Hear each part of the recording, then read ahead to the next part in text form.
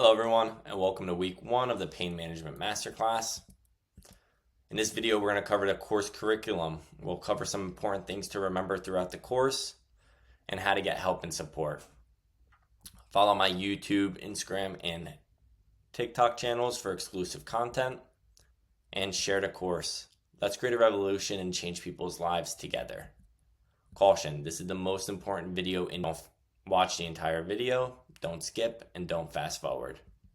Pro tip, watch the video in 2 times speed, just so you can get the information a little bit quicker and get started on your pain-free journey. Alright, for this week's course curriculum, in this video we'll talk about a general pain overview. I want you to think of your body as a house and pain as the alarm system. The alarm system may go off when an intruder breaks into your house, but it may also go off when a friend opens a door who did not know the alarm system was on. Pain is really our body trying to protect us and keep us alive. Just like with your house alarm, that alarm system may go off when it's not needed. In the first example, when an intruder breaks into your house, that example is of a time when your alarm system is working well. You may be shoulder pressing in the gym and you push up that weight and you feel a little crick or pop in your shoulder. Your body tells you, you just hurt your shoulder and you may have harmed it as well. And then it keeps relaying those signals so we don't do that same thing again. But that alarm system may also go off when you didn't do anything that should have harmed you. You may have bent down to go put on a shoe and then your back just spasmed and it gave out. Our nervous system treats both of those scenarios as if they are real and you feel pain, real pain. So what we want to do is, when our nervous system is not acting as objectively as it should be acting, we want to communicate with it and correct it. Next, we'll talk about types of pain. We'll delve into nociceptive pain resulting from tissue damage, neuropathic pain coming from dysfunction within the nervous system. We'll talk about the differences between acute and chronic pain, and we'll explore the phenomenon of referred pain. So nociceptive pain is that pain we are all familiar with. It's that pain where you cut your finger with a kitchen knife and you start to bleed, and then your finger starts to swell up and there's an inflammatory response. Neuropathic pain, a lot of us are also familiar with, whether it's a herniated disc in our neck sending pain over through our arm, or we hurt our low back and now we're getting that pain going down our leg. We'll also talk about the difference between acute pain, which is pain that just happened or happened a short time ago. It's that same pain that if you are shoulder pressing and you press up and you hear a little crick and crack and then you have pain after that, that's more acute pain. Now that acute pain could turn into chronic pain if we either completely rest our shoulder, put it in a sling, icing it nonstop, and not doing the things that our body wants us to do to get our shoulder back in function. Or we could be pushing right through it, pushing through the pain, continuing to work out, and doing things that are aggravating our shoulder. And that can make it develop into chronic pain. Whether you're doing too much or you're not doing enough, both of those can turn that acute pain into chronic pain. And then we'll talk about the phenomenon of referred pain, which is pain in one area that is coming from a different source. So a lot of people who have shoulder pain, a lot of the times they feel that pain in their shoulder, but that pain could be referred from a place in their neck or a place in their upper back or one of their upper ribs. And all those areas can refer pain right to the shoulder. Then we'll talk about chronic pain versus central sensitization. So we already talked about chronic pain a little bit and how it's pain that persists beyond the expected healing timeline. Central sensitization is when the nervous system becomes hyperactive to pain signals, amplifying pain perception. Central sensitization often contributes to the persistence of chronic pain. So let's take those two examples we talked about in the last bullet point with someone shoulder pressing and hurting their shoulder. If that person goes, oh my God, I know I tore my rotator cuff or I tore my labrum, there is something extremely severe that happened to my shoulder. Our nervous system inputs those cognitive thoughts, and this sort of amplifies our pain perception, lowering our pain tolerance so we're better able to protect ourselves and keep ourselves alive. But that maladaptive belief could over heighten your nervous system when maybe you just tweaked something in your shoulder or a muscle spasm in your shoulder and it's causing excruciating pain, but there is no harm within the shoulder. What we want to do is we want to move comfortably through ranges with weights that are not aggravating the pain, and then build up from there.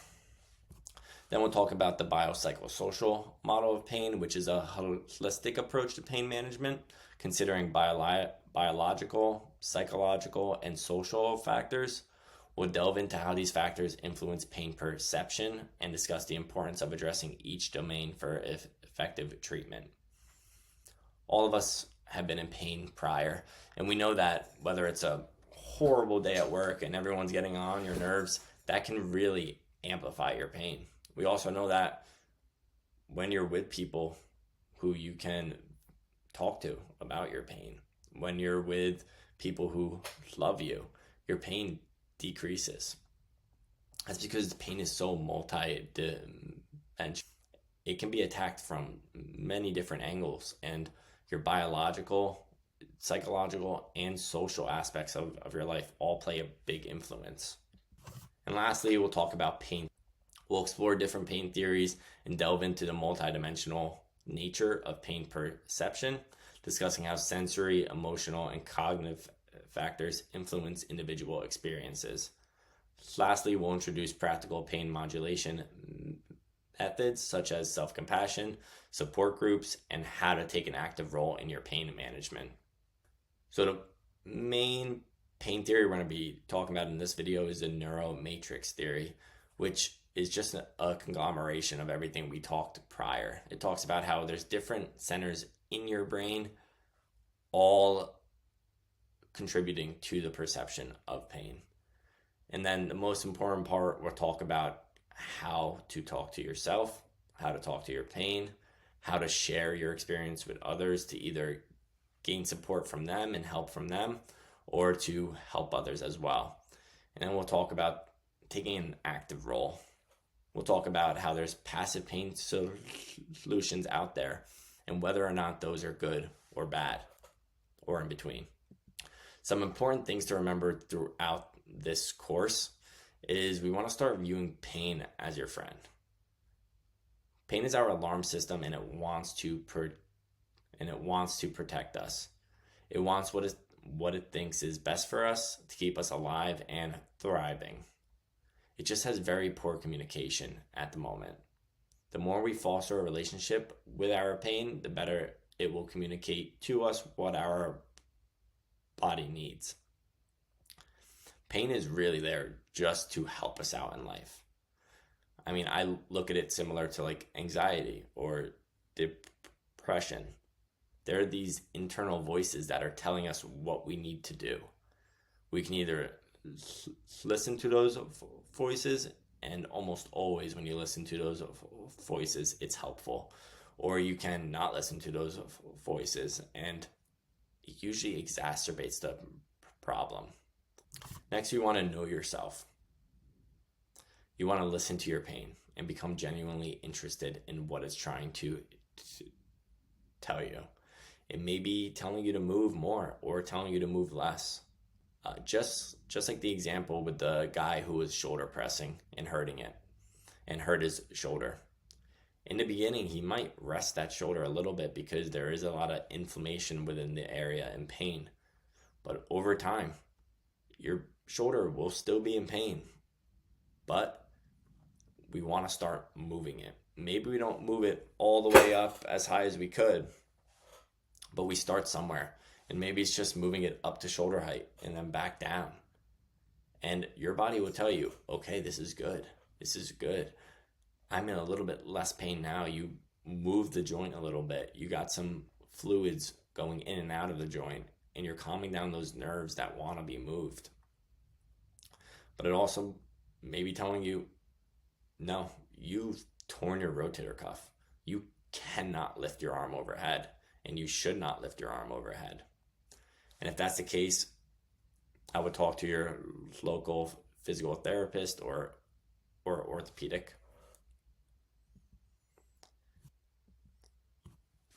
And then one central principle for this community is going to be walking on the line between comfort and discomfort. If you make yourself and your body too comfortable, you will never grow and overcome your pain. On the contrary, if you push yourself and your body too much, you will develop fear of movement and further your pain. So the same thing with that guy who's shoulder pressing. If he keeps himself comfortable, wears a sling, takes a lot of pain medication, and doesn't move his shoulder, his body's never going to grow. He's never going to really overcome that pain because his nervous system is going to continue to think, oh, I'm weak, I'm hurt, I can't help myself. On the contrary, if he pushes himself too hard into discomfort, he may foster beliefs that are, okay, I can never shoulder press again. Every time I shoulder press, it hurts.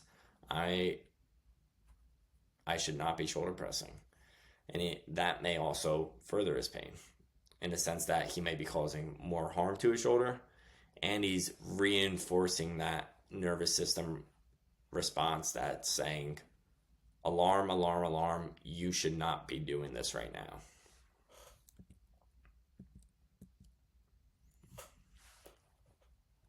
And next we want to talk about making the unknown known. The unknowns of our pain greatly increase our discomfort. It has you asking, am I in serious danger? Should I call an ambulance? Am I going to die? Learning about why you have pain, where your pain is coming from, what aggravates and what alleviates your pain. Asking, how have others overcome similar pain to mine? And how do I overcome my pain? Greatly decreases your overall discomfort. A good way to put this in a metaphor is a lot of people are afraid of the dark. But I mean, as soon as they turn on the light, they're not scared anymore. But the thing about the dark is you can't see in it. You don't know what's there. But as soon as you turn on that light, the unknown becomes known, and you're not as scared anymore. The more you learn about your pain, the less fearful you'll be about your pain. And you'll learn ways to overcome. And then we want to solve pain actively from the inside out. There are many passive pain solutions out there which provide relief and reduce pain. These are not bad if utilized in the correct way. To overcome our pain, we must be active in the approach. This reinforces our nervous system that we are strong and capable individuals, theoretically increasing pain tolerance, i.e. upgrading our alarm system. So I always get asked by patients who have neck pain after they went to their orthopedic, and their orthopedic says, why don't we just put a cortisone shot in your neck? That will take away the pain. And sometimes that's fine. Sometimes I don't agree with that too. And the patient will ask, do I think it's good or bad? I think it's good if you get rid of the pain and then you continue doing the things that are going to actually solve the problem at hand, not just treat the symptom. It's bad if you just get the cortisone shot and then you don't do anything else. And you go back to your everyday life.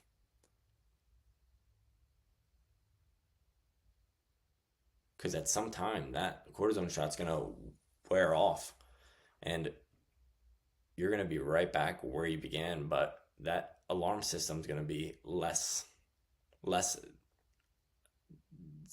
sensitive because you're still doing the same thing and you're not changing your habits.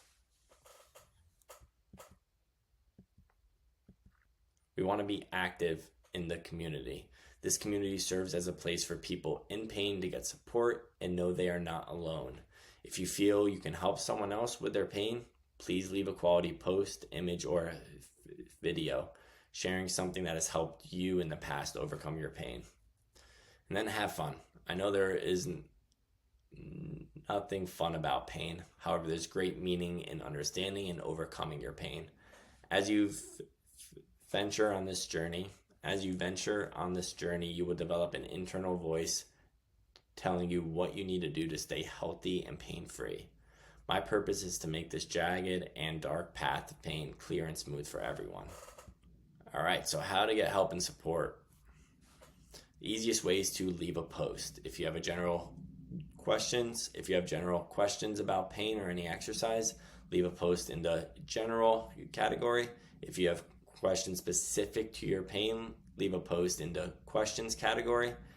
And if you would like to share how you overcame your pain and help out others, leave a post in the #wins category. Also, there will be free sources. I'll be releasing ebooks for quick warm-up and cool-down routines for people continuing to work out despite their pain. These ebooks will include mobility and targeted exercise tailored to those with neck, back, hip, and shoulder pain. In the future, I will also be releasing ebooks for knee pain, ankle pain, elbow pain, and wrist pain. Also, watch the videos in the courses. I have several weeks of videos planned out which address each region of the body specifically. Also, if there's anything specific you would like me to address or create a course on, please leave a post. And that's really the biggest thing, is I want to create resources to help other people. I only have my own pain experiences. So the more pain experiences I get and I'm able to talk to and work with, the more content I'll be able to have that is more specific to you. So let's go over a quick summary. We talked about the course curriculum and all the videos in the week 1 course. And we talked about some important things to remember throughout the course and how to start viewing our pain, viewing it as our friend, walking on that line between comfort and discomfort. And then also to be active and to leave posts. And we talked about how to get help and support. I'll be the main person providing the help and support at the moment. And the best way to do that is to leave a post, to DM me through school or YouTube, TikTok, or Instagram videos. Please leave a testimonial to win special prizes like free weeks of courses or ebooks. That'll be at testimonial.to/pain-free pathfinders. And let's end with a quote by Socrates. To know thyself is the beginning of wisdom. I always thought this quote was like a central tenet and a pillar of purpose. You really have to know who you are in order to first have a purpose. And with pain, it's the same way. You have to know where the pain's coming from if you want to get yourself out of pain. If you don't know and you're not talking to your body and your pain to figure out why it is there, then you're searching in complete darkness. When you start learning about yourself more, it's like turning on that light. It really shows you the path which you need to take. And that's why I created this community. I want to shed more light on people's pain so that they know the path they need to take to get themselves out of pain. Thank you guys so much for your time, and let's get to work.